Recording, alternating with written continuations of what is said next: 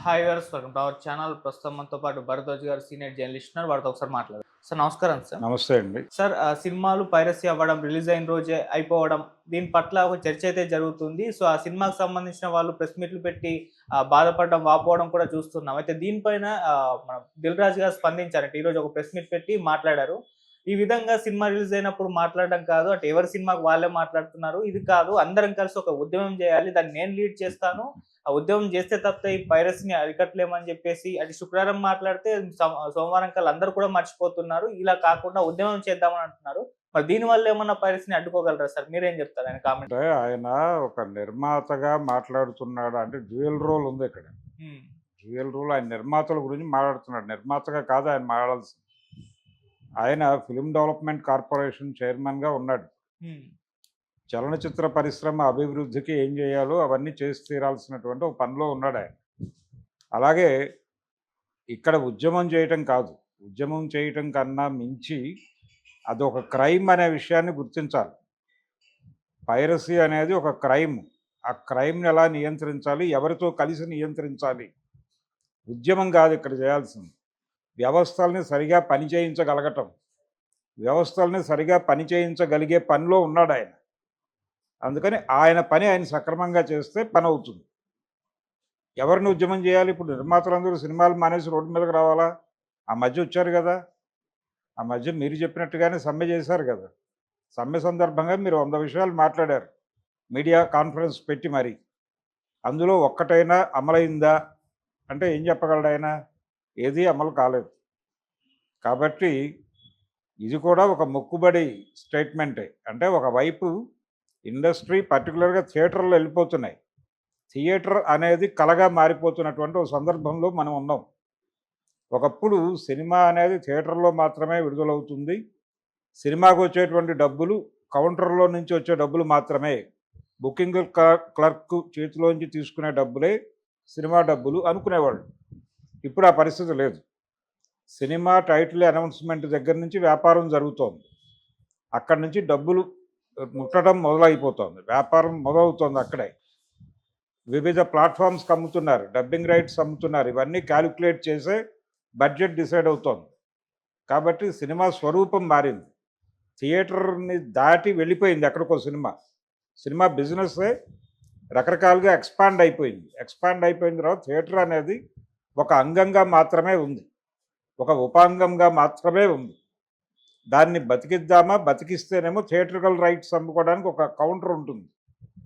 Theatrical rights అనేటువంటి సెగ్మెంట్‌ని లేదు అనుకుంటే లేదు. థియేటర్ ఉండదు. అందుకని ఈ రోజుకి థియేటర్‌లకు వెళ్తున్నటువంటి ప్రజలు థియేట్రికల్ ఎక్స్‌పీరియన్స్ కోసం వెళ్తున్న ప్రజలు ఉన్నారు. ఈయన ఏం చేయాలి అంటే పైరసీని అరికట్టటము అనేది చేయటానికి ప్రభుత్వ యంత్రాంగాలని కదిలించాలి, అదిలించాలి. అది పని చేయాలి. ఆ పని చేసే పనిలోనే ఉన్నాడాయన. ఎఫ్‌డీసీ అంటే అదే. సినిమాల అభివృద్ధికి, సినిమా పరిశ్రమ అభివృద్ధికి చేయవలసిన అంటే ప్రత్యేకంగా చేయవలసిన పని ఇదే. ప్రథమ ప్రాధాన్యతగా తీసుకుని చేయవలసిన పని ఇదే. ఆ మధ్య వీళ్ళకి సవాల్ విసిరారు వాళ్ళు, ఐబొమ్మ వాళ్ళు. మేము మా పద్ధతిలో మేము పెడతాం, మీరు ఏం చేసుకుంటారో చేసుకోండి అన్నారు వాళ్ళు ఓపెన్‌గా. ఓపెన్ ఛాలెంజ్ అది. దాన్ని స్వీకరించినట్టుగా అక్నాలెడ్జ్‌మెంట్ లేదు వీళ్ళ దగ్గర నుంచి. బయట రకరకాల చర్చలు జరిగినాయి. సినిమా రిలీజ్ అయిన షో కంప్లీట్ అయినటువంటి 1 అవర్‌లో అది ఏదో ఒక ప్లాట్‌ఫామ్‌లో ప్రత్యక్షం అవుతోంది. చివరికి పరిస్థితి ఎలా తయారైందంటే, ఈ రోజున గీతా ఆర్ట్స్ మేము తెలుగులోకి డబ్ చేశాం అని చెప్తోంది చావా. ఇది తెలుగు డబ్బుడ్ వెర్షన్. కొన్ని భాగాలు డబ్ అయ్యి, ఆ భాగాలు మిక్స్ చేసి యూట్యూబ్‌లో ప్రత్యక్షమైంది. సినిమా రిలీజ్ అయిన 3వ రోజో, 4గో రోజే. దాన్ని చూశారు చాలామంది. దాని గురించి కూడా మాట్లాడాలి. అందుచేత రకరకాలుగా వ్యాపారం జరుగుతోంది ఆన్‌లైన్‌లో. ఈ ఆన్‌లైన్‌లో జరుగుతున్నటువంటి అరాచక వ్యాపారాలకి చెక్ పెట్టడానికి మన దగ్గరున్న మెకానిజం ఏమిటి? ఆ మెకానిజంని ప్రభావవంతంగా పని చేయించడానికి మనం చేయవలసినటువంటి కార్యక్రమం ఏంటి? అనేది ఆయన రూపొందించి ప్రపంచానికి చెప్పాలి. అంతే తప్ప యుద్ధం చేస్తాం అనే ఒక జనరల్ స్టేట్మెంట్ ఇచ్చేస్తే ఎవరి మీద యుద్ధం చేస్తారు మీరు? మీరు అది క్రైమ్ అనే విషయాన్ని ముందు గుర్తించి, ఆ క్రైమ్‌ని అడ్డుకోవడానికి ఒక వ్యవస్థ ఉందక్కడ. ఆ వ్యవస్థ పనిచేస్తుందో లేదో ముందు చూడండి. వాళ్ళ వల్ల అవుతుందో కాదో చూడండి. లేకపోతే దీనికి ఒక ప్రత్యేక వ్యవస్థ పెట్టండి. వీటన్నిటికంటే ముందు యాంటీ పైరసీ సెల్ అని చెప్పి ఒకటి పెట్టారు ఛాంబర్లో. అదేం చేస్తోంది, దానికి ఒక వెహికల్ వ్యవస్థ ఇచ్చారు. ఎప్పుడు ఈ యాక్టివిటీ అంతా ఎప్పుడు జరిగింది? అది మహేష్ బాబు 'అర్జున్' సినిమాకి సంబంధించి పైరసీలను అడ్డుకోవడానికి వాళ్ళు వరంగల్ వెళ్ళి ఒక వీడియో షాప్ మీద దాడి చేశారు. ఏది మహేష్ బాబు కూడా పాల్గొని, మహేష్ బాబు, డైరెక్టర్ గుణశేఖర్ ఇద్దరు ఉన్నారు దానిలో. వాళ్ళిద్దరి మీద కేసు నమోదైంది. వరంగల్ కోర్టుకు వెళ్ళారు వాళ్ళు. ఆ టైంలో తీసుకున్నటువంటి నిర్ణయం అది, యాంటీ పైరసీ సెల్ అని. అది ఏం చేస్తోంది ఇప్పుడు? ఉందా లేదా? వెహికల్ కూడా కనబట్టలే ఈ మధ్య ఛాంబర్ దగ్గర. అంటే కంప్లైంట్ రాగానే ఆ వెహికల్లో వెళ్ళిపోయి వాళ్ళు పైరసీదారులను పట్టుకొచ్చి కోర్టులో హాజరుపరిచేస్తామన్న లెవెల్లో హడావిడి చేశారు. అలా యాంటీ పైరసీ సెల్ అనేది మర్చిపోయారు. ఇప్పుడు సీడీలు వెళ్ళిపోయినాయి.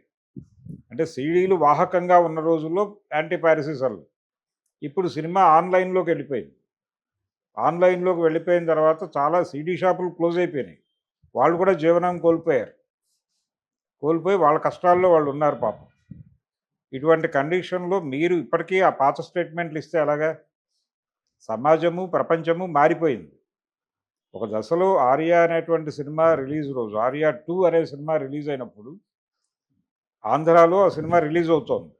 ఆ రోజు రిలీజ్. ఆ రోజు నేను చెన్నై నుంచి ట్రైన్లో వస్తున్నాను. అక్కడ ఉదయం ట్రైన్ ఎక్కి 9 ఆ ప్రాంతాల్లో ట్రైన్లోనే 'ఆర్య 2' సీడీలు అమ్ముతున్నారు. 'ఆర్య 2' సీడీ అని చెప్పే అమ్ముతున్నాడు ఒక వెండర్. అది పరిస్థితి. అలా నడిచింది అప్పుడు. కాబట్టి అది ఓకే. అది ఓకే. థియేటర్ల వాళ్ళు వెళ్ళి దాడులు చేసిన సందర్భాలు ఉన్నాయి. వాళ్ళ మీద కేసులు పెట్టిన సందర్భాలు ఉన్నాయి. వీళ్ళ మీద కేసులు కాదు. ఇలా కేసులు ఎదుర్కొన్న వాళ్ళు చాలామంది ఉన్నారు. చాలా ఊళ్ళలో, నెల్లూరులోను, రాజమండ్రిలోను థియేటర్ ఓనర్స్ వెళ్ళి సీడీ షాపుల మీద దాడులు చేసి సీడీలు పగలగొట్టారు. అది ఆ రోజు యాక్టివిటీ. వాళ్ళు కూడా థియేటర్లను కాపాడుకోవాలనే ఉద్దేశంతోనే చేశారు. వాళ్ళ మీద కేసులు పెట్టడం ఏంటి? వీళ్ళ మీద కదా కేసులు పెట్టాలని. మీరు ఛాంబర్ నుంచి ఏమైనా ఫైట్ చేశారా? లేదు కదా, వాళ్ళు వాయిదాలకు తిరిగారు కదా. కాబట్టి ఇప్పుడు మీరు కేవలం ఇంతకుముందు నిర్మాతల మండలి అధ్యక్షుడిగానో లేదు, ఛాంబర్లో వివిధ దశల్లో వివిధ పదవుల్లో మీరున్నారు. మీరు పదవిలో ఉన్నప్పుడే నిర్మాతల సమ్మె నిర్వహించారు. నిర్వహించి 100 విషయాలు చెప్పారు ప్రపంచానికి. ఇలా అది అక్కడి వరకే పరిమితం. ఉదాహరణకు ఒకటే పాయింట్, ఆయన థియేటర్లను ఆడియన్స్ ఫ్రెండ్లీగా మార్చాల్సిన అవసరం ఉంది. థియేటర్లో స్నాక్స్ రేట్లు చాలా ఇబ్బంది పెడుతున్నాయనే కంప్లైంట్ మాకు అందింది. ఈ ధరల తగ్గింపు గురించి మేము మల్టీప్లెక్స్ యాజమాన్యాలతో మాట్లాడుతున్నాం. అది అతి త్వరలో సాకారం అవుతుంది అన్నాడు 3 ఏళ్ల క్రితం. ఇప్పటి వరకు అతి గతి లేదు. అది ఇప్పుడు ఇంకా రేట్లు పెంచి అమ్ముతున్నారు. కాబట్టి ఇది కూడా ఈరోజు ఆయన పెట్టిన ప్రెస్ మీట్ కూడా కంటి తుడుపు చర్యే. ఆయనే చెప్పినట్టు నిర్మాతలాగా మాట్లాడితే ఎలాగ? ఆయన ఎఫ్డీసీ చైర్మన్ హోదాలో కూర్చుని మాట్లాడాలి. ఈ పైరసీ అనే నేరాన్ని అరికట్టడానికి ప్రభుత్వంలో ఉన్నటువంటి వ్యవస్థలన్నింటినీ నేను కదిలిస్తాను, అందుకు ఏం చేయడానికైనా సిద్ధం, ప్రభుత్వంతో యుద్ధం చేయడానికైనా సిద్ధం, చిత్ర పరిశ్రమని కూడగట్టుకుని ఈ యుద్ధం నేను నిర్వహిస్తానంటే ఓకే, అది గౌరవప్రదమైన ప్రకటన. మరి ఆ ప్రకటన ఆయన చేయదలుచుకున్నాడో అది చేయబోయి ఇంకేదన్నా చేశాడో చూడాలి. ఎలా అడ్డుకుంటారు? ఆయనేమో ఛాలెంజ్ విసిరాడు ఆల్రెడీ ఐబొమ్మ నుంచి. ఐబొమ్మ ఒకటే కాదు, చాలా బొమ్మలు చూపిస్తున్నాయి సినిమాని. మరి ఈ బొమ్మలన్నింటినీ కట్టడి చేయగలరా? డౌన్లోడ్ ఆప్షన్తో ఇస్తున్నారు.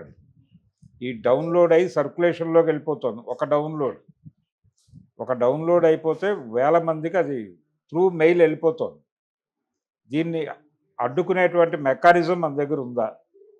అంటే థియేటర్ని అసలు కాపాడుకోగలవా మనం? లేదు థియేటర్ని వదిలిపెట్టేద్దాం, థియేటర్ని వదిలేయాలి, థియేటర్ మీద మమకారం చంపుకోండి అన్నప్పుడు సినిమా బిజినెస్ని ఇంకో పద్ధతిలో చేయాలి. వెరీ ఫస్ట్ డే మీరు ఆన్లైన్లో టికెట్ తీసుకున్నటువంటి ప్రతి వారికి, ఆన్లైన్లో ఇంత పే చేసిన వారికి వారి ఇంటికి ఒక IP ఇది పంపిస్తాం, లింకు. దాన్ని మీరు క్లిక్ చేస్తే సినిమా ప్లే అవుతుంది మీ ఇంట్లోనే. మీ హోమ్ థియేటర్లో, లేకపోతే మీ టీవీలో, మీ ఫోన్లో ఉమ్, డౌన్లోడ్ ఆప్షన్ లేదు అని బిజినెస్ చేయండి. జనం చూస్తారు, మీకు డబ్బులు వస్తాయి కదా, డబ్బులు రావటం జనం చూడటమే కదా కావాల్సింది. ఆ ప్రయత్నం చేసి చూడండి. మేము ఎడిటింగ్ నుంచి సినిమాని కంట్రోల్ చేయలేకపోతున్నాం అనేది అర్థమవుతోంది. ఈ సినిమాలో కథ ఏమిటో ఒక ఎడిటర్ బయట ఇంకో ఆఫీస్లో లీక్ చేస్తున్నాడు, ఈ సినిమాలో ఏ కంటెంట్ ఉందో. సిమిలర్ కంటెంట్ కనుక ఉంటే వాళ్ళు వచ్చి వీళ్ళ మీద గొడవ పడుతున్నారు. ఈ గొడవకు కారణం ఎవరు? ఇక్కడి నుంచి అక్కడికి మోయటం వలన జరుగుతున్న గొడవలు. ఉమ్, ఈ లీకేజీలని ఎలా కట్టడి చేయగలము అనేది ముందు ఆలోచించండి. సినిమాలు బయటకు వచ్చేస్తున్నాయి, క్వాలిటీ ప్రింట్స్. గేమ్ చేంజర్ వారి సినిమానే ఎలా బయటకు వచ్చింది మీరు కదా చెక్ చేసుకోవాల్సింది. థియేటర్లలో మేము ఒక కోడ్ వేస్తాము, మీరు థియేటర్లో రికార్డ్ చేస్తే ఏ థియేటర్లో రికార్డ్ అయిందో మాకు తెలుస్తుంది, ఇమీడియట్గా వాళ్ళ మీద క్రిమినల్ చర్యలు తీసుకుంటామని సురేష్ బాబు గారు చెప్పారు చాలా కాలం క్రితం. ఏమైంది అది? ఆ కోడ్ ఉంది. కోడ్ ఉన్నప్పటికీ ఎంతమందిని పట్టుకున్నారు, ఎంతమంది మీద కేసులు పెట్టారు. కాబట్టి చాలా లొసుగులు ఉన్నాయి అక్కడ. ఆ లొసుగుల్ని ఎలా కట్టడి చేయాలి అనే దాని మీద ఒక సమగ్రమైనటువంటి విధానం తను డిజైన్ చేసి ప్రపంచం చేత అమలు చేయించగలగాలి. అది నాయకత్వ లక్షణం, ఉద్యమం చేయటం కాదు. ఉమ్, ఉద్యమం చేయటానికన్నా ఉన్న లొసుగులు ఏమిటి, ఉన్న వ్యవస్థలు ఏమిటి, వాటిని ఎలా పనిచేయించాలి, ఈ లొసుగులను ఎలా కట్టడి చేయాలి, ఛాంబర్లో గతంలో పెట్టినటువంటి యాంటీ పైరసీ సెల్ ఏం చేస్తుంది, నిద్రపోతుంటే దాన్ని మేలుకొలిపి పనిచేయించాలి. ఆన్లైన్లో వాళ్ళకి తర్ఫీదు ఇచ్చి ఎలా కట్టడి చేయాలో చూడాలి. అలాగే ఈ కంటెంట్ ఆన్లైన్లో రిజెక్ట్ అయ్యేలాగా చేసేటువంటి సాఫ్ట్వేర్ ఏవైనా ఉందా అనేది కనుక్కొని దాని మీద వర్క్ చేయండి. అంతే తప్ప ఏదో చేసి నియంత్రణ చేస్తాం, ఆ రోజుల్లో లాగా షాపుల మీద దాడులు చేస్తామంటే కుదరదు. ఆ ధైర్యంతోనే ఆయన మాట్లాడింది ఐబొమ్మ వారు. ఉమ్, అందుకని మీరు సాఫ్ట్వేర్ నిపుణులతో కూర్చుని మాట్లాడండి, దీన్ని కట్టడి చేయడానికి ఏవైనా ఉందా అని. కొన్ని సైట్స్ ఓపెన్ కావు, కొన్ని కంటెంట్ ఎవడన్నా పెట్టినా కానీ అది ఓపెన్ కాదు, దానికి ఏదో రిస్ట్రిక్షన్స్ ఉంటాయి. అలాంటి సాఫ్ట్వేర్ ఏదైనా డెవలప్ చేయించుకోండి మీ ప్రొటెక్షన్ కోసం. మీ కంటెంట్ ప్రొటెక్షన్కి ఏదైనా సాఫ్ట్వేర్ ఉందా